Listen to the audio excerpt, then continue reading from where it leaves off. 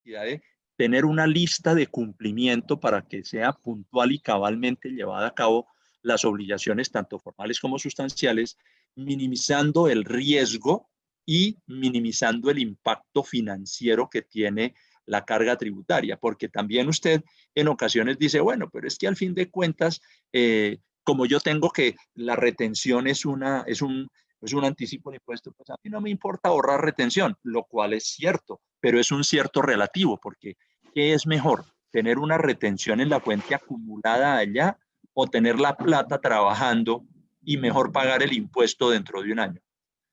Esto me lleva a los siguientes comentarios, esto que estoy diciendo. Finalmente, cuando usted esté haciendo su trabajo, por favor tenga en cuenta que hay que generar conductas que no se vuelvan una invitación directa a que la administración tributaria lo fiscalice. En primer lugar, cuando usted declare su declaración de renta, haga la prueba siempre, siempre, no la olvide, por favor, de verificar la retención y la autorretención versus los ingresos que está declarando. Porque resulta que usted declara honorarios por 1.000 pesos en la declaración de renta y declara una retención en la fuente de 200. Cuando la autoridad tributaria ve esa declaración, dice, a este tipo hay que fiscalizar. Porque no puede ser posible que tenga una retención del 20% sobre un ingreso de 1.000. Podría ser del 11, del 10, pero un ingreso con una retención del 20, eso no puede ser. O usted dice que es vendedor de bienes y tiene 1.000 pesos de ingresos. La retención debe ser equivalente al 2,5 o menos. Pero si usted declara una retención del 4 o del 5%, esa vaina no cuadra, no caja. ¿Saben quiénes se equivocan mucho con eso? Los transportadores de carga. Porque los transportadores de carga tienen que surtir un fenómeno de traslación de retención en la fuente a favor de los dueños de los camiones. Ustedes seguramente saben que cuando un transportador de carga factura, me refiero a las empresas transportadoras de carga, ¿no? Cuando hace la factura, ella factura el valor completo del transporte. Sin embargo, por virtud del artículo 102-2 del Estatuto Tributario, cuando el vehículo por medio del cual se presta el transporte corresponde a un afiliado a la empresa de transporte, el ingreso fiscalmente hablando, el ingreso se lleva dividido, una parte ingreso para terceros y otra para el dueño del camión y otra parte como ingreso propio para la empresa transportadora. Cuando el cliente paga la factura, descuenta la retención del 1% por el transporte. En este caso estoy hablando de transporte de carga, ¿no? Descuenta el 1% de transporte de carga. ¿Cómo debe tratarse esa retención en la fuente que se descuenta por el transporte de carga? Pues el 1% asociado al ingreso para el tercero se traslada como retención en la fuente. Y el 1% asociado al ingreso propio es retención en la fuente a favor de la empresa transportadora. Pero resulta que las empresas transportadoras cometen el error de contabilizar la retención en la fuente completa a su favor, sobre la factura completa la contabilizan a su favor, y la retención que le deberían trasladar al dueño del camión la declaran como una retención en la fuente por pagar y la incluyen en la declaración de retención en la fuente. Cuando hacen la declaración de renta, por supuesto, toman toda la retención en la fuente. Y entonces usted tiene un ingreso de 20 pesos con una retención equivalente al 1% sobre 100. Si usted hace la proporción, evidentemente encuentra el error. Oiga, ¿usted por qué tiene una retención de 1 peso? Bueno, sí, del 1%, el 1% sobre 100, 1 peso sobre 100. Si usted tiene un ingreso de 100, si usted tiene un ingreso de 20, porque es el ingreso propio, los otros 80 eran para el transportador. Si usted tiene un ingreso de 20, ¿por qué tiene una retención de 1? Eso es un porcentaje que es anormal. Razón por la cual, invitación directa a fiscalización, a salvo que usted tome acción y haga la prueba. Lo mismo la autorretención contra los ingresos, particularmente la autorretención especial de impuesto de renta que ustedes saben que hoy en día aplica sobre la totalidad de los ingresos. Entonces, haga siempre usted prueba de consistencia de la base con la retención que está declarando y que está incluyendo dentro de su declaración de renta. Eso por un lado. Por otro lado, cuando usted tiene abundantes y permanentes saldos a favor sin una explicación razonable. Porque si usted es vendedor de bienes exentos, si usted es exportador, pues es obvio que tiene que generar saldos a favor. Pero eso de generar permanentemente saldos a favor es un indicio mal visto por la autoridad tributaria. Por esa razón, analice muy bien si realmente sus saldos a favor corresponden a la realidad. O lo mismo que sucede cuando usted aumenta los ingresos y reduce la tributación. Es que curiosamente este año mis ingresos subieron el 20%, pero mi tributación se redujo en un 35%. ¿Cómo es posible que usted con una mayor eficiencia en ingresos tenga una reducción de la carga tributaria? Explíquelo, verifique, encuentre fundamento para que la administración no lo coja mal parqueado. Y un consejo muy especial para todos los que están en este momento en el evento. Concilie los benditos ingresos de renta, contabilidad, IVA e ICA. Porque resulta que la gente no hace esa prueba y esa es una prueba de planificación de las rutinas tributarias. Usted tiene que mirar cuánto declara en IVA y verifique cuánto declara en renta. Y si las partidas no son iguales, concílielas, tenga las explicaciones. El año pasado, en el año 2019, la autoridad tributaria desarrolló un programa de fiscalización, también por vía persuasiva, solamente mirando ingresos de renta e ingresos de IVA. Y como la autoridad tributaria es tan acuciosa, lo hizo por conveniencia. Entonces, contribuyente A.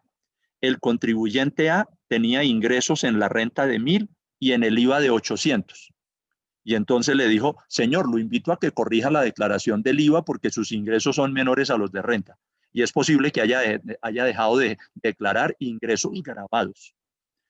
El contribuyente B tiene unos ingresos en la renta de 800 y en el IVA de 1.000.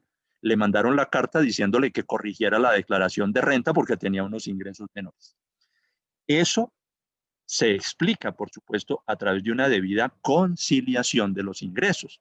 Si usted no hace esa conciliación permanentemente, o por lo menos una vez al año, usted está condenado a que la autoridad tributaria le mande el oficito y le quite el sueño por lo menos ese primer día cuando usted recibe el oficio. Otros indicios que llevan a generar invitación directa a la fiscalización. Usted dice, yo quiero que me fiscalicen y por eso le dice a la autoridad tributaria a través de ese mensaje subliminal que manda cuando no hace lo que les estoy recomendando. El juego de inventarios, renta e IVA. Esta es una prueba de auditoría que permanentemente hace la autoridad tributaria. Usted toma el inventario final del año anterior, la declaración de renta, háganlo en renta, porque este es un tema de renta. Usted toma el inventario final de la declaración de renta del año 2018, que es el inventario inicial del 19. Usted toma las compras, pero las compras las toma de las 6 declaraciones del IVA del año 2019, porque uno en las compras tiene que declarar las compras de bienes y servicios, de tal manera que la DIAN dice, si usted me declara en IVA bien declarado, pues esas son sus compras. Y entonces, inventario inicial más compras. Y luego le resta el inventario final, es decir, el inventario de la declaración de renta del año 2019. Los invito a que vean la sorpresa que van a tener los que no han hecho esa prueba. Y van a tener que solucionar el problema, porque esa prueba obviamente nunca cuadra.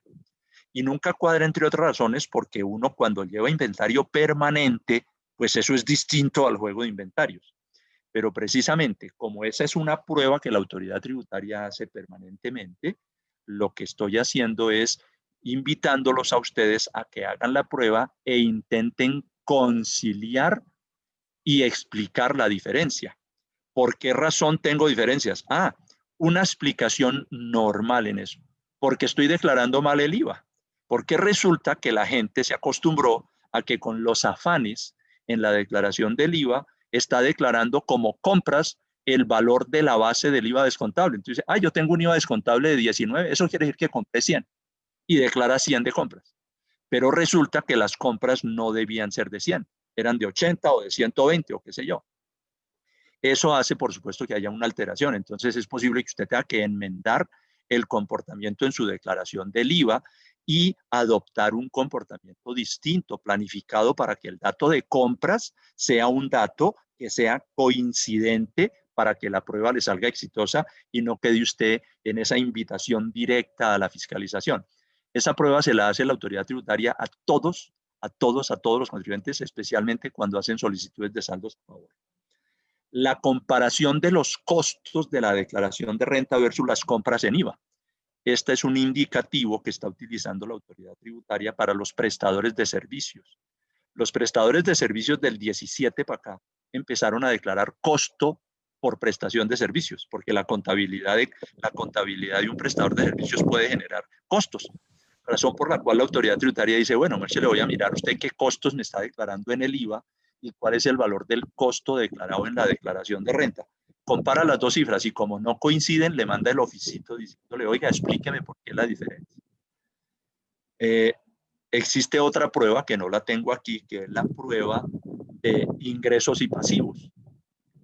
Usted toma los ingresos y suma el aumento de pasivos de un año a otro y eso le da el origen de recursos y los compara contra los costos y gastos y el aumento de los activos. Y eso le tiene que dar una prueba donde lo que reciben los ingresos más los incrementos de pasivos, el origen de recursos debe ser superior a los egresos. Y si es inferior, usted tiene que demostrar, tiene que determinar las causas que establecen esa situación de prueba anormal. En el caso de Bogotá, hay una prueba que se está haciendo en este momento que es la retención en la fuente del ICA superior al impuesto a cargo. Es un dilema que hay en Bogotá, porque en Bogotá, en las normas de Bogotá, ustedes retienen, para los que están en Bogotá, trabajan en declaraciones de ICA en Bogotá, que el Estatuto Tributario de Bogotá determina que el valor del impuesto, el valor de las retenciones en la fuente, perdón, el valor de las retenciones en la fuente no puede ser superior al valor del impuesto a cargo. Y entonces, ¿qué pasa? Un contribuyente tiene un impuesto de industria y comercio de 100 pesos, avisos y tableros de 15, el impuesto a cargo es de 115 e imputa retenciones en la fuente por 115.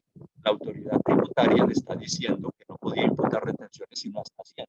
Porque para la autoridad tributaria el impuesto a cargo es el impuesto de industria y comercio, como quiera que la retención en la fuente es por industria y comercio, no por avisos y tableros. Tengan en cuenta ese dato.